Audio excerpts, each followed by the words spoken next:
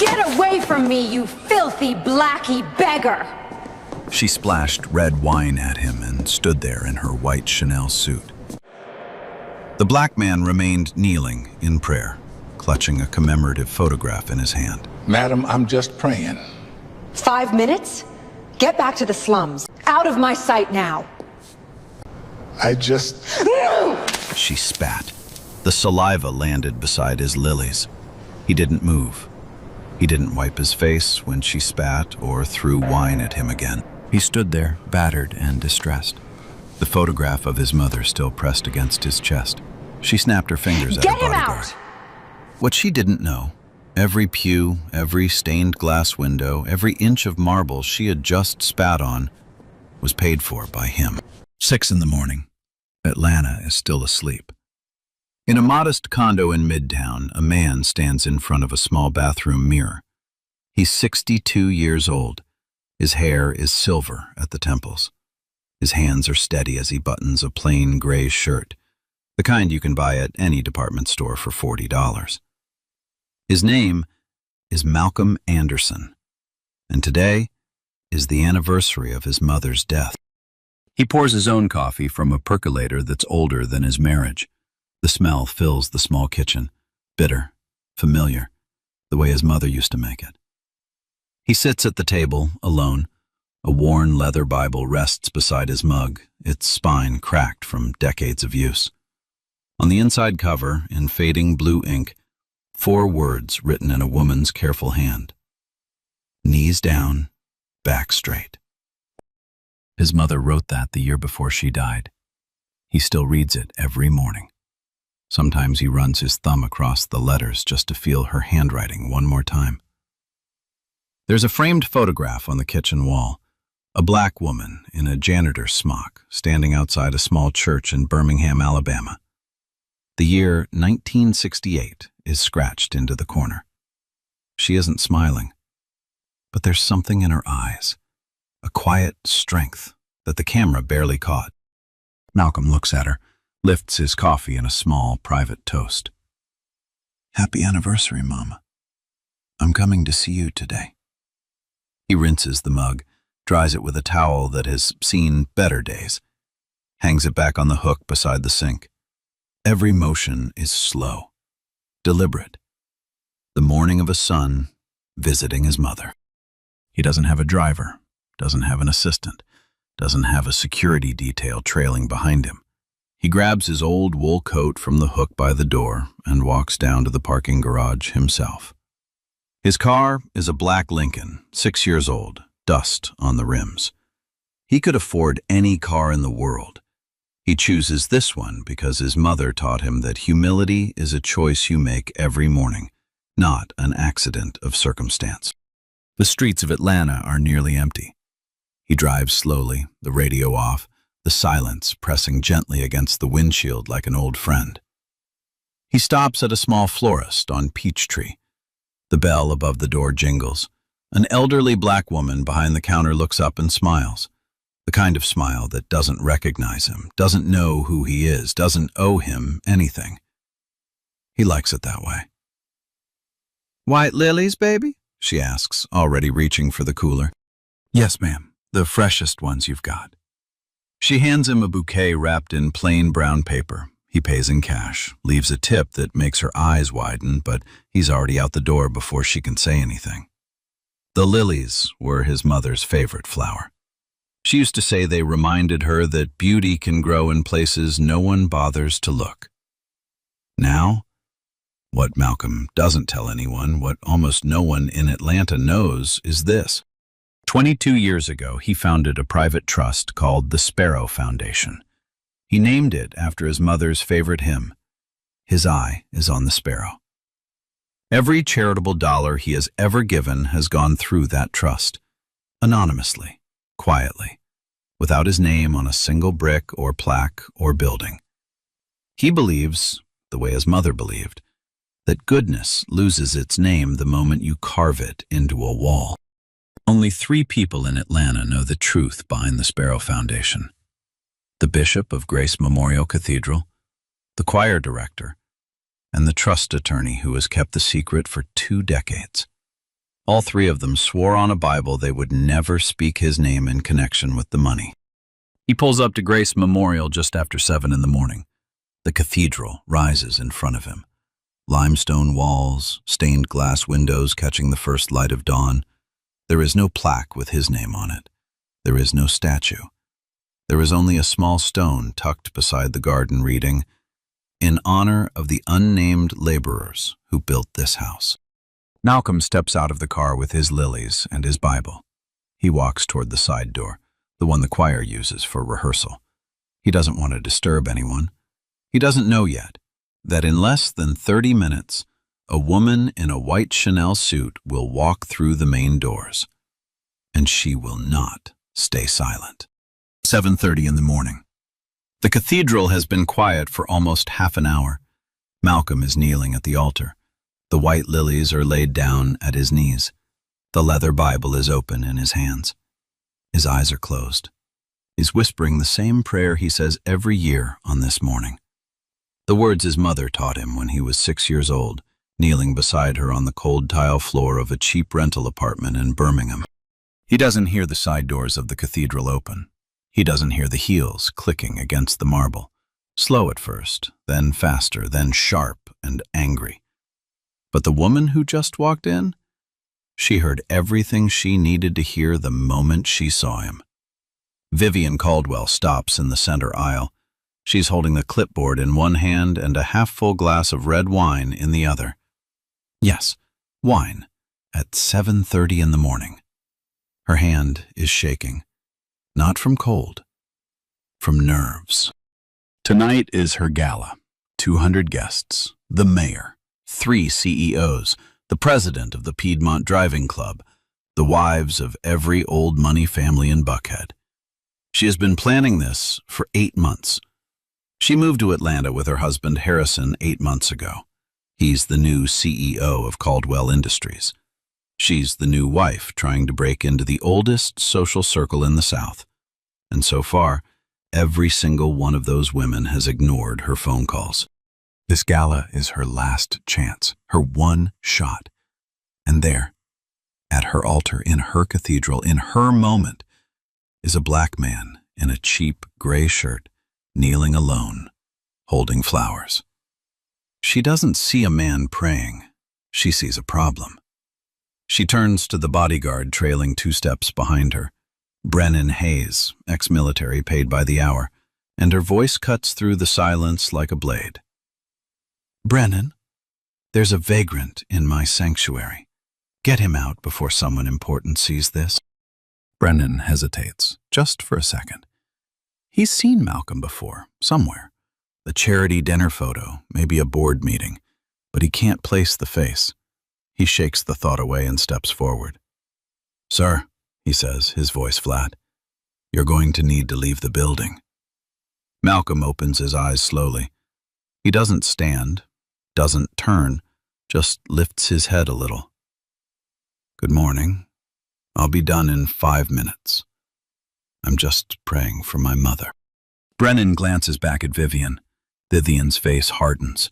She steps forward herself, heels striking marble, each click louder than the last.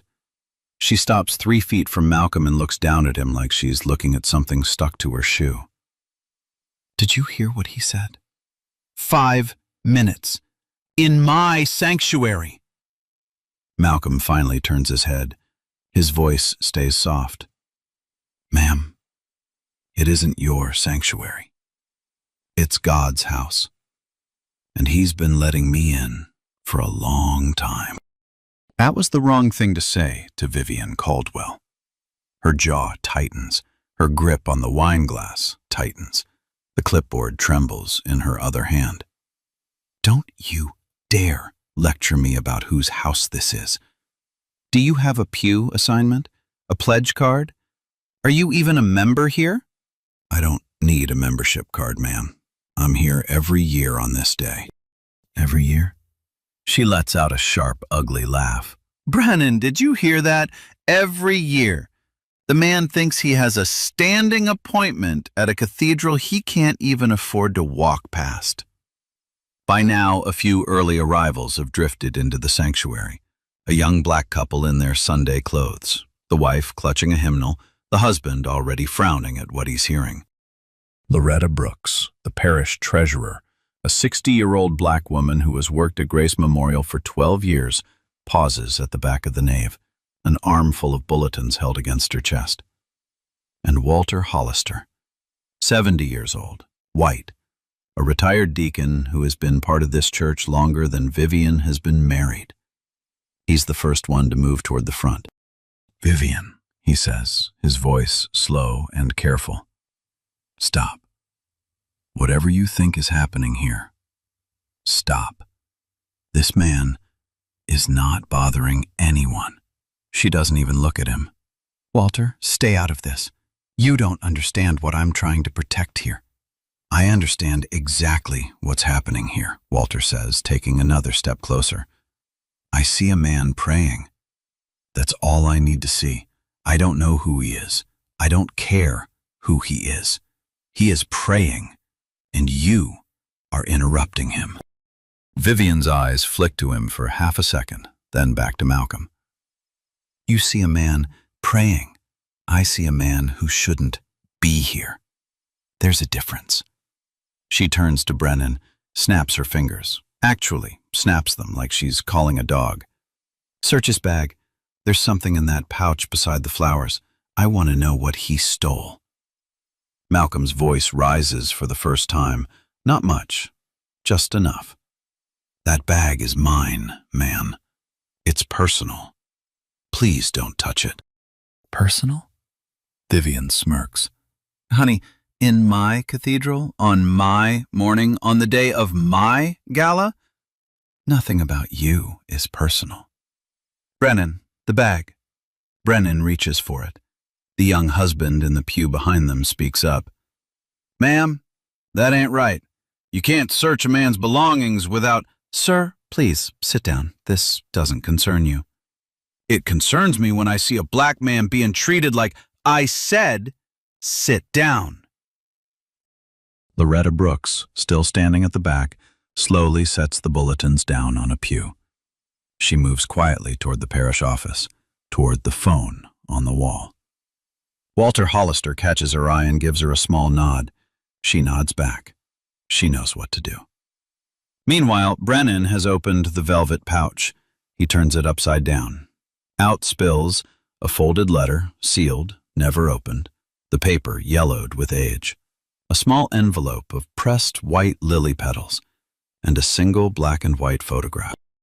A black woman in a janitor's smock, standing outside a small church. The year 1968 scratched into the corner. Brennan pauses.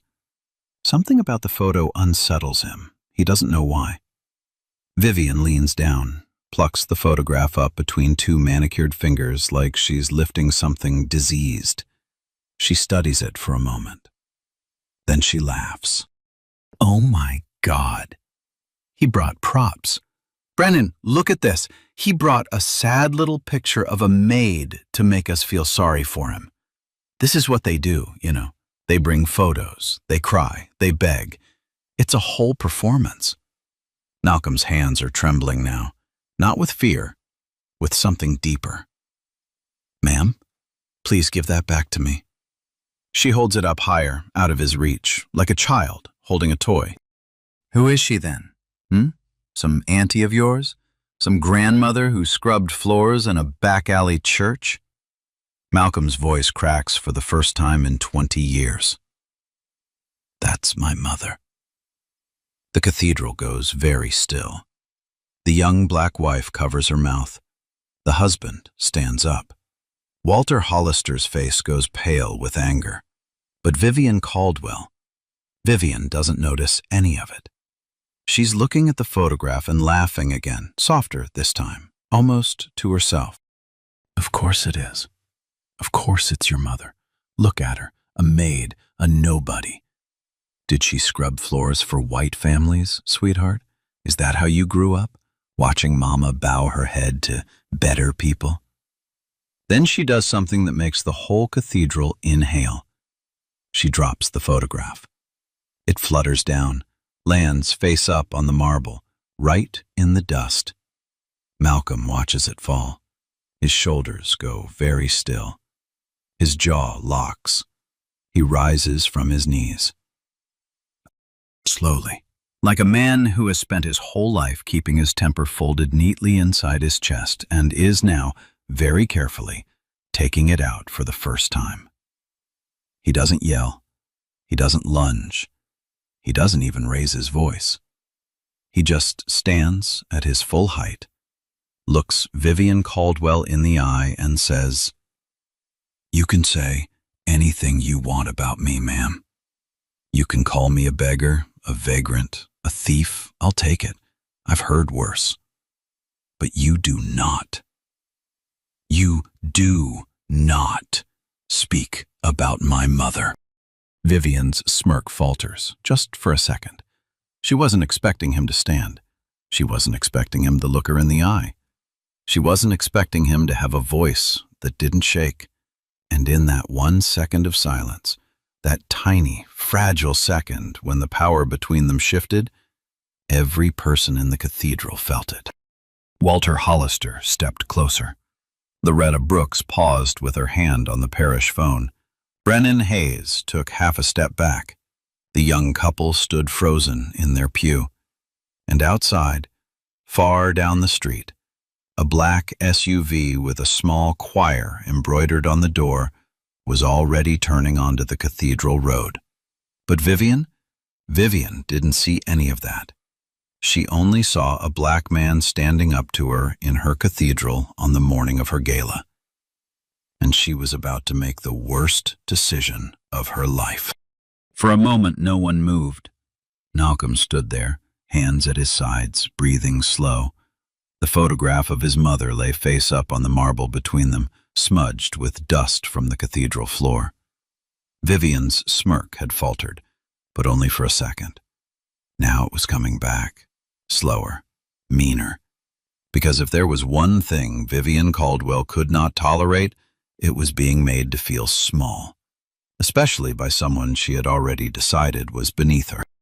She tilted her head, looked Malcolm up and down like she was inspecting cheap furniture at a thrift store. Oh, so the beggar has a speech. Brennan, did you hear that? The beggar has a speech. Brennan didn't answer. His hand had drifted away from his sidearm. He was looking at the photograph on the floor. Something about it was tugging at the back of his mind. Vivian took another step forward. Her wine glass was still half full. Her free hand was clenched into a tight little fist. "Let me explain something to you, sweetheart. You think because you stood up to your full height, you suddenly matter? You think because you said the word mother with a little catch in your voice that I'm going to feel something? Sweetheart, I have been to charity galas where people cry on cue better than you." "I don't need you to feel anything, ma'am," Malcolm said quietly. "I just need you to give me back my photograph and let me finish my prayer." "You don't need anything from me. You don't get to need anything from me. You don't even get to stand in this building unless I say so." She bent down, slowly, theatrically, and picked up the photograph again, this time with her thumb and one finger like she was lifting a dead insect. She held it up, looked at it, smiled. "You know what I think? I think she probably stole food from the families she worked for. I think she probably told you bedtime stories about how the white folks were keeping her down. I think she..." That was when Malcolm's voice changed. It didn't get louder. It got lower. The kind of low that makes the room hold its breath. "Man, I'm asking you. One time. Stop talking about my mother." Walter Hollister, standing 6 feet away, took another step forward. His old hands were shaking now. "Vivian, so help me. Put the photograph down." She didn't. She turned to Walter with that bright, brittle smile of hers, the one she'd practiced for 8 months in front of the mirror. "Walter, you sweet old man. Do you understand what's happening here? This creature walked into a sanctuary that families like mine built. He's kneeling at an altar that families like mine paid for. And you're defending him? Walter's voice was very quiet. Families like yours didn't pay for this altar, Vivian. You've been a member here for 6 months. You don't know what families paid for this place. You don't know the half of it. She laughed. And you do? I know it wasn't you, Walter said. Vivian's eyes flashed. She turned back to Malcolm, and without warning, without thought, without the slightest hesitation, she splashed the wine. The red wine arced through the air, a long, ugly streak of crimson. It hit Malcolm full in the face, drenched his shirt, soaked into his collar. Some of it splattered onto the lilies. Some of it landed on the open Bible at his knees, staining the thin pages dark red. Malcolm flinched. His eyes snapped shut. The wine stung, sharp and acid in his eyes, on his lips, in his nose. He turned his face away and wiped at his eyes with the back of his wrist. Wine dripped from his chin, from his earlobe, from the cuff of his shirt. He bent down, picked up the photograph she had let fall again, wiped it carefully with his sleeve, gently, the way you'd wipe dirt off a child's cheek, pressed it against his chest. He didn't say a word. The young husband in the pew had jumped to his feet. Are you out of your mind? The young wife had her phone out, not recording but dialing. I'm calling the police. Loretta Brooks was already on the parish phone in the back hallway. Her voice was low and urgent. Yes, Grace Memorial Cathedral. Yes, now, right now. A woman just assaulted a man at the altar. The main one. Yes, I'll stay on the line. Brennan Hayes had stepped back 2 full feet. His face had gone gray. He was a private bodyguard hired by the hour, and he had just watched his employer commit battery in a church. He knew what that meant. He knew his career was about to end before lunch. Walter Hollister moved forward. He took off his suit jacket, held it out to Malcolm. Son, let me help you, please. Malcolm shook his head gently. I'm all right, Walter. Thank you. But he wasn't all right. Wine was still dripping from his hair. His eyes were red, half from the alcohol, half from something else. His hands were shaking now, not with fear, with grief. He straightened his back. He looked at Vivian, and he spoke. Mrs. Caldwell, I need you to listen to me, not because of who I am, not because of anything I have, just because I am a human being. Vivian's chest was rising and falling fast. She was breathing through her nose like a horse. The wine glass, now empty, was still clenched in her hand. You think you have the right to throw wine in my face because you think I'm nobody. But if I really was a homeless man who walked in here to pray, you still wouldn't have that right. Dignity isn't a membership card. It isn't a bank account. It isn't something you earn by being important enough. He took a breath. The wine on his lips made him wince. My mother scrubbed floors in a church for 30 years, $2 an hour. But she was loved. She was loved by everyone who knew her, because she treated every single person with her whole heart. She didn't look down on anyone, not the homeless men who slept by the church doors, not the choir members who couldn't afford their own robes, not the young mothers who came crying to her at 2 a.m. Not one single soul. He paused, looked Vivian dead in the eye. That is what my mother taught me, and that is something you will never understand. Vivian Caldwell stood there. The cathedral was silent. The young couple was frozen in the pew. Loretta was off the phone now, standing very still at the back of the nave.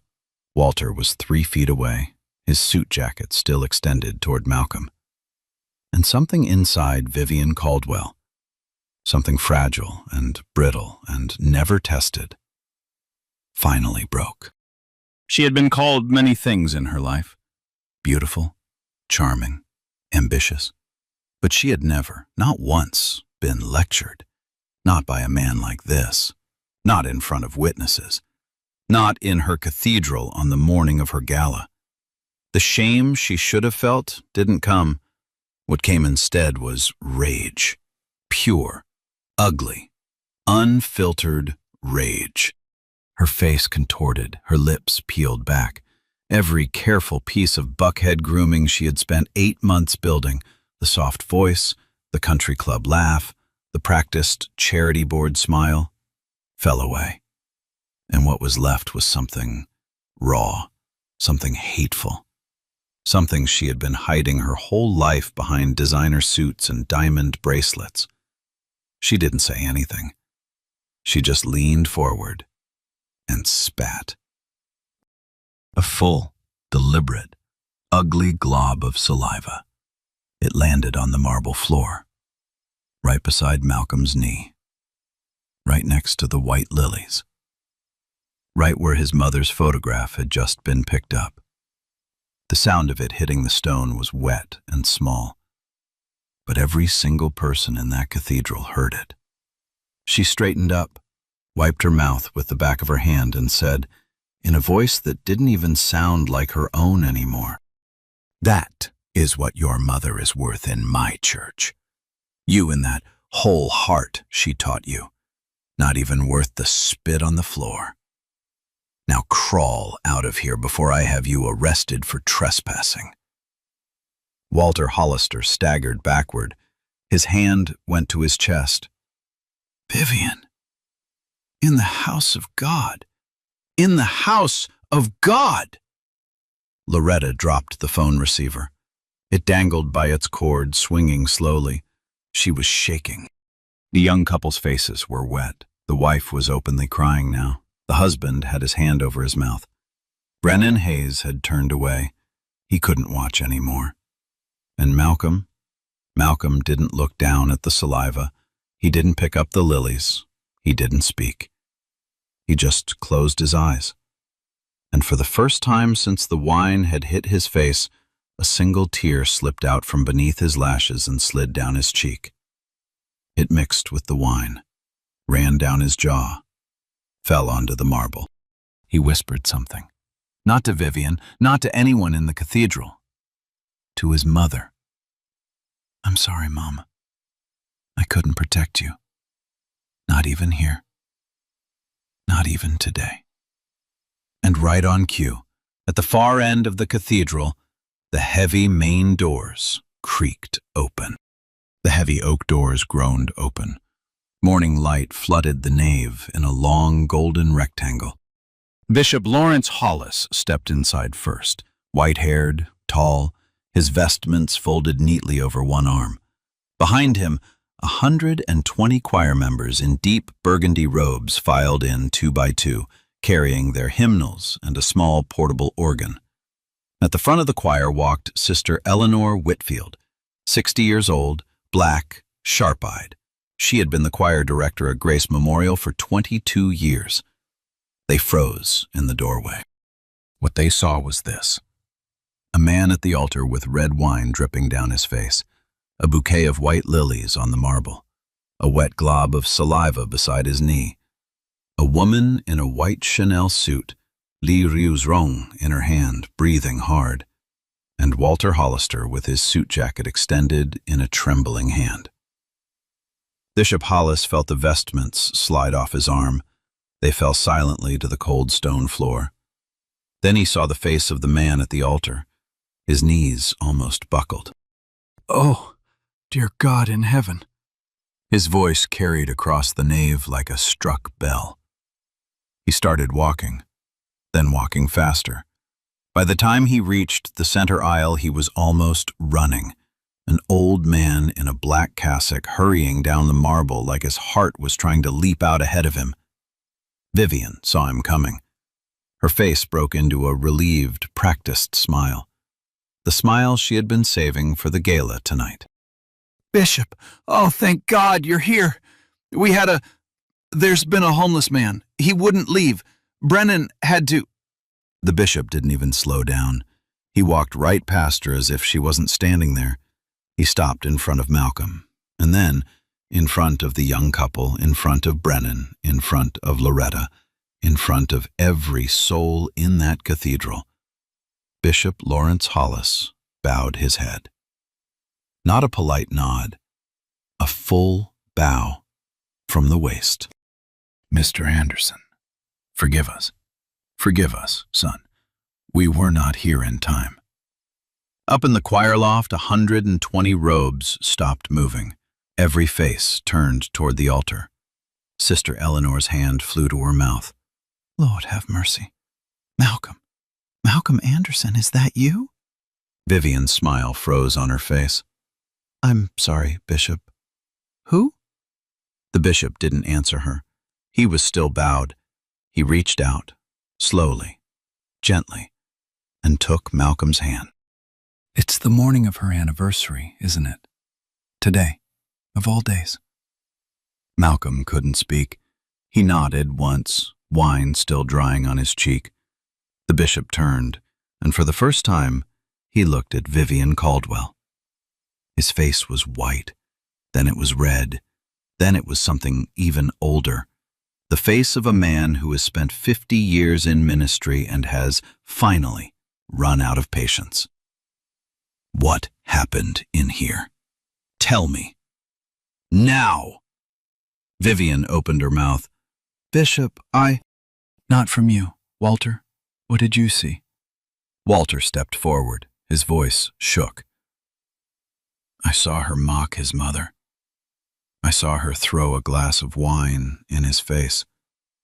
And then, God help her, I saw her spit on the floor at his feet in this cathedral on this morning. The bishop turned to Loretta. Loretta, is this true? Every word, Father. I called the police. They're coming. He turned to Brennan. Mr. Hayes, you work for her. Is what they're saying true? Brennan looked down at his shoes for a long moment. Then he looked up. His voice was hoarse. Yes, sir. It's true. I'll testify. I'll testify in any court you want. Vivian's head snapped toward him. Brennan, you shut your mouth! No, ma'am. I'm done. The bishop closed his eyes. He breathed in. He breathed out. When he opened them, he was very, very still. He bent down, picked up the white lilies from the marble, brushed the dust off them with the side of his hand, held them out to Malcolm like he was handing him something sacred. Malcolm took them. His eyes were full. The bishop straightened his back, turned to Vivian. Mrs. Caldwell, do you know what day this is? It's Sunday. It's the day of the gala. Today, the bishop said, is the anniversary of the death of Ruth Anderson, a woman who scrubbed floors at Mount Zion Church in 1968 for $2 an hour. A woman who fed homeless men out of her own lunch pail. A woman who taught a child named Malcolm to keep his knees down and his back straight. The choir loft was silent. Every face was wet now. For 22 years, this choir and I have come to this cathedral on this morning to sing for her. Not because anyone paid us, because she was kind to us when no one else was. He paused. And this man you just threw wine on, is her son. Vivian's lips parted. No sound came out. He is Malcolm Anderson, founder of the Sparrow Foundation, the trust that has anonymously funded every brick of this cathedral for the past 22 years. The trust that paid for the stained glass window above your head. Vivian's eyes turned, slowly, up toward the stained glass. A black woman in a janitor's smock, holding a child, the morning light streaming through her face. Vivian Caldwell felt her knees go soft. And then, without warning, without a single instruction from Sister Eleanor, 120 voices in the choir loft began quietly to sing. His eye is on the sparrow, and I know he watches me.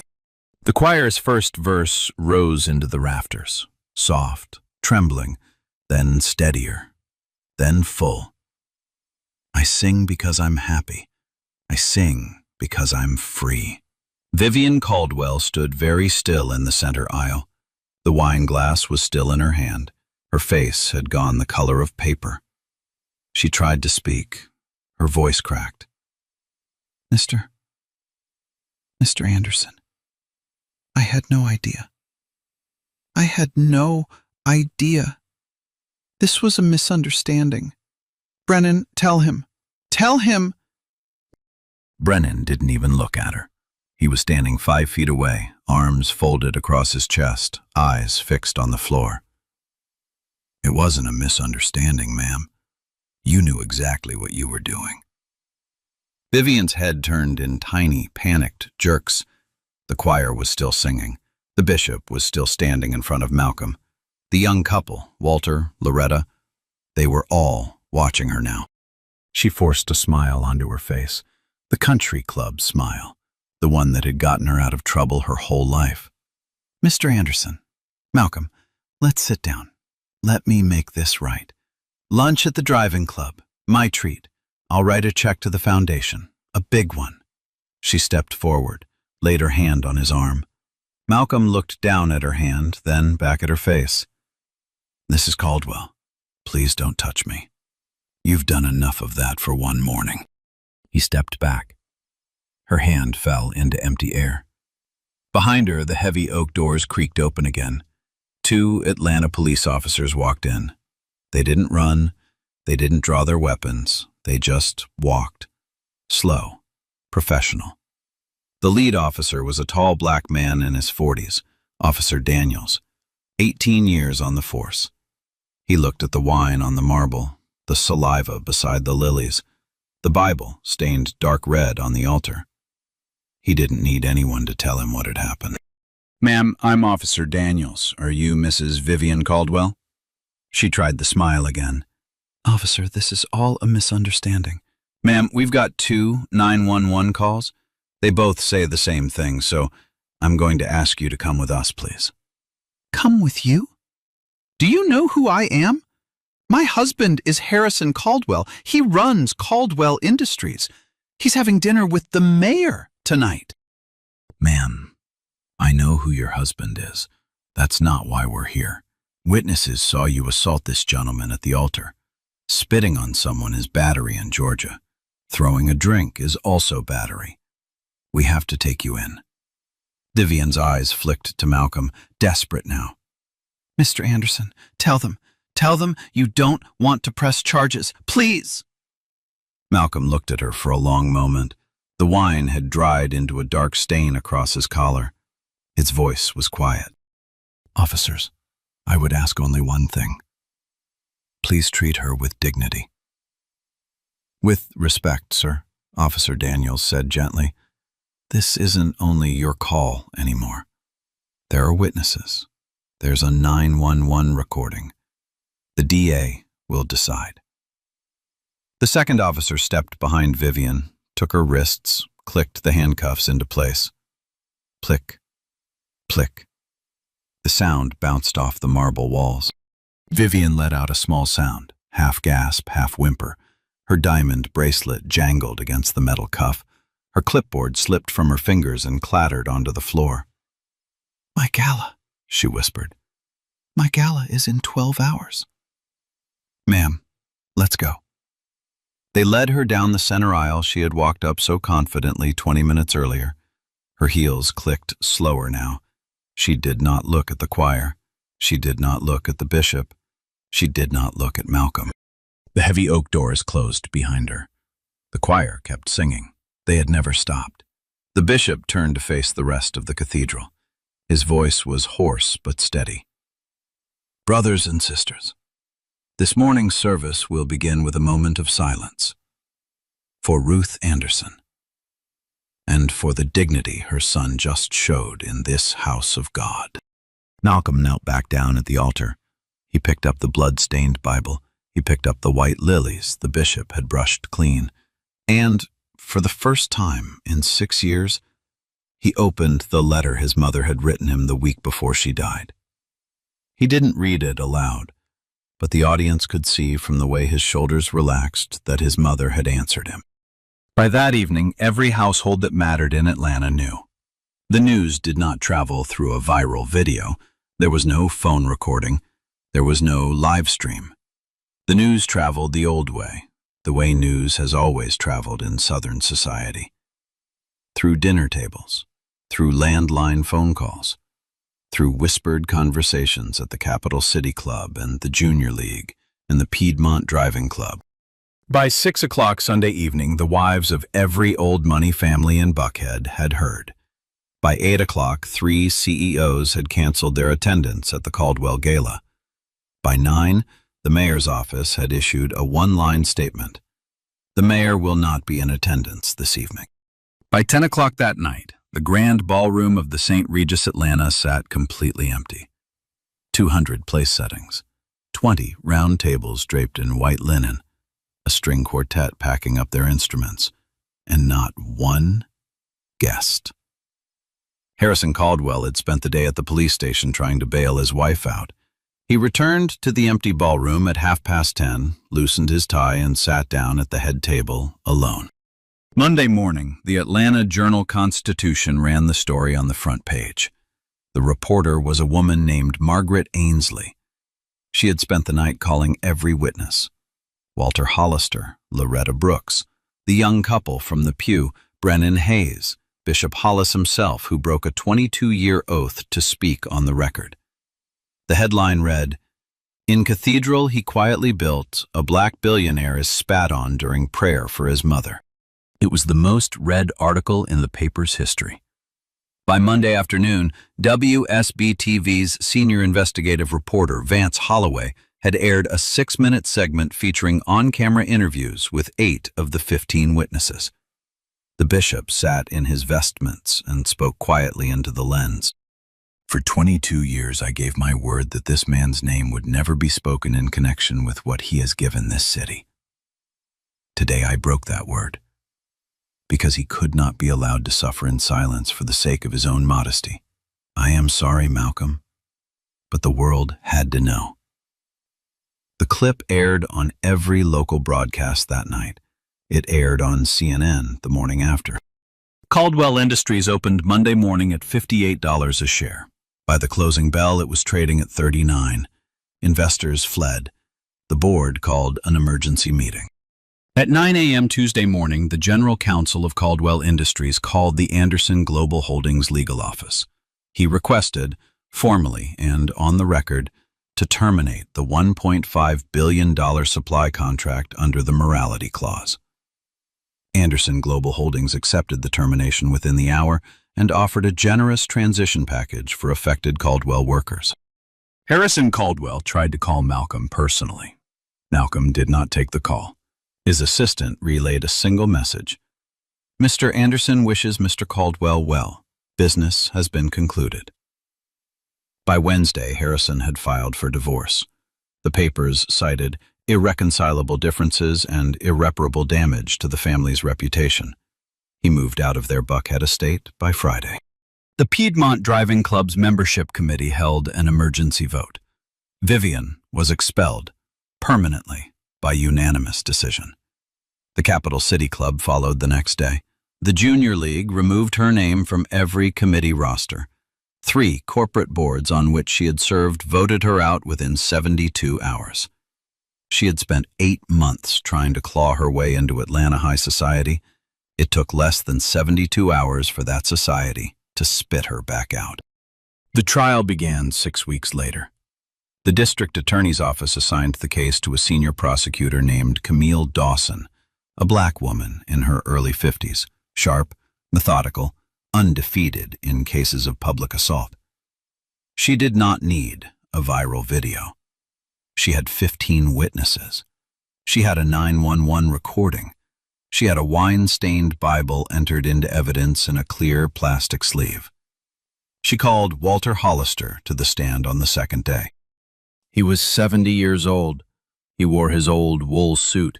He gripped the edge of the witness box with both hands. "Mr. Hollister," Dawson said, What did you see in the cathedral that morning?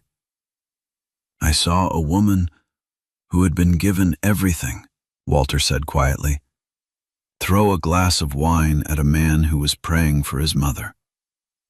And then I saw her spit on the floor of God's house in front of him. How did you feel, sir? The old man was quiet for a long moment. I felt ashamed, ma'am, for my whole life, for every time I'd ever stayed silent when something like this was happening in front of me. I'm 70 years old. I had never seen anything like it. I hope I never do again. The jury was openly weeping by the end of his testimony. Bishop Hollis took the stand on the 5th day. He spoke for 40 minutes. When he was finished, Camille Dawson rested her case. The jury was out for 3 hours. They returned with a verdict on every count. Guilty of simple battery, guilty of public indecency, guilty of disorderly conduct in a place of worship. The judge handed down the sentence the following Friday. 12 months in the Fulton County Detention Center, 3 years of probation, $650,000 in civil damages. At Malcolm's quiet request, every dollar of those damages was paid, by court order, directly to the Ruth M. Anderson Memorial Scholarship Fund. Vivian Caldwell did not cry when the sentence was read. She did not speak. She simply stared down at her hands in her lap. Her diamond bracelet was gone. She had sold it to pay her attorney. Her wedding ring was gone. Harrison had taken it. She was wearing a county-issued cotton smock. She had become, in the eyes of Atlanta, the very thing she had spent her entire life avoiding. Outside the courthouse, Camille Dawson gave a brief statement to the press. This case wasn't about money. It wasn't about power. It was about the smallest, simplest principle a society can hold. That you do not look at a human being who is praying for his mother and decide he is beneath you. Today, the state of Georgia made that principle the law.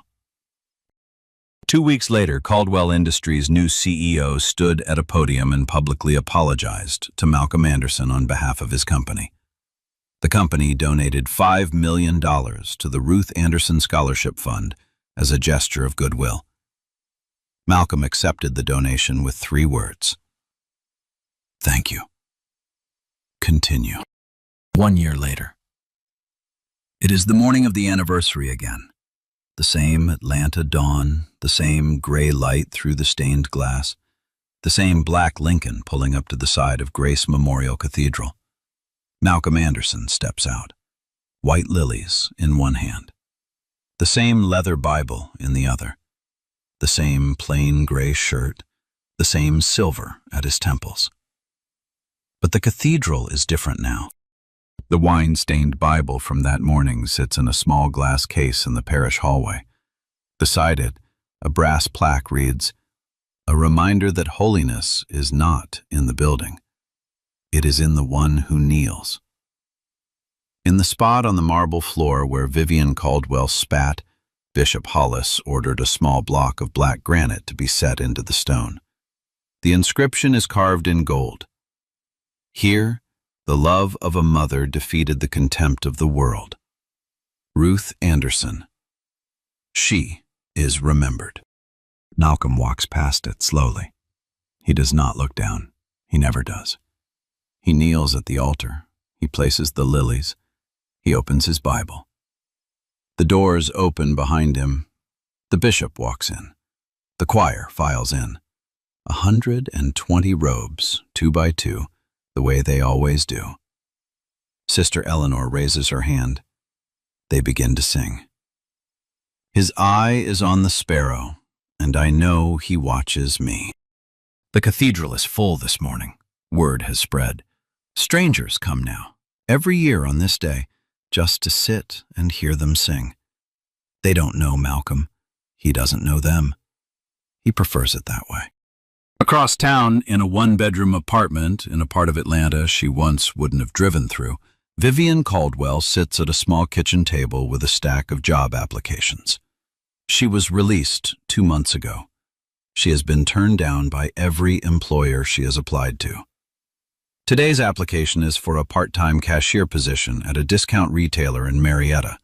She is 48 years old. She has never worked a job in her life. She fills out the form carefully. Her hand shakes a little. The application will be denied by Friday. She will not appeal. She will fill out another one, and another, and another, because Atlanta has a long memory, and her name, for the rest of her life, will be the name of the woman who spat in the cathedral. The Ruth M. Anderson Memorial Scholarship Fund, in its first full year of expanded operations, sent 2,400 first-generation students to historically black colleges and universities.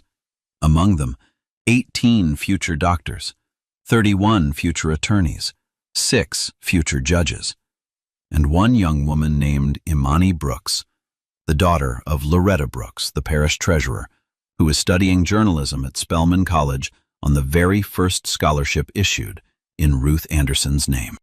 Imani did not know about the cathedral that morning. She did not know about her mother's phone call to 911. She did not know that Malcolm Anderson had personally requested her file from a stack of applications and approved it without ever meeting her. Some good things travel quietly, the way his mother always wanted them to. In the cathedral, the choir reaches the last verse. The morning light catches the stained glass window. The face of Ruth Anderson glows red and gold above the altar, the face Vivian Caldwell had stood beneath without ever once looking up. Malcolm Anderson closes his eyes. He whispers, to no one but his mother, "You were loved, Mama. You are still loved. And every soul who comes through these doors today knows your name." The choir holds the final note. It rises. It hangs in the air. It will not fall. I want to hear from you. Have you ever watched someone treat a stranger like they were invisible, and then learned later who that stranger really was? Drop your story in the comments. I read every single one. If this story moved you, hit the like button so the algorithm shares Malcolm's story with someone who needs to hear it today. Subscribe, because next week's story has a twist I genuinely couldn't believe when I first heard it. And remember, the next person you decide is beneath you might just be the reason you have a roof over your head. If you had been in that pew that morning, would you have stood up like Walter Hollister did? Or would you have stayed silent in your seat? Tell me below. I'm listening. The story is over, but I want to sit with you for a minute because a few things still haunt me. The first one hurts the most.